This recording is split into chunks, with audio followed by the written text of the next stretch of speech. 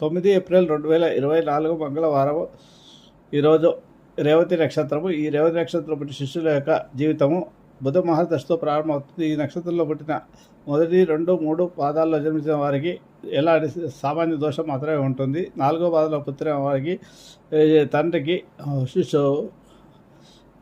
పుత్రుడు జన్మిస్తే తండ్రికి, పుత్రికి జన్మిస్తే తల్లికి, శిశువుకు దోషం ఉంటుంది. కానీ ఈ దోషానికి హోమశాంతి, రుద్రాభిషేకము, నక్షత్ర నవగ్రహ జప దానాలు చేయవలసి ఉంటుంది. 1, 2, 3 పాదాల వారు శిశువు యొక్క ముఖాన్ని మొట్టమొదటిసారి తండ్రి ఆజ్ఞల్లో చూసిన తర్వాతనే అతను డైరెక్ట్గా చూడవలసి ఉంటుంది.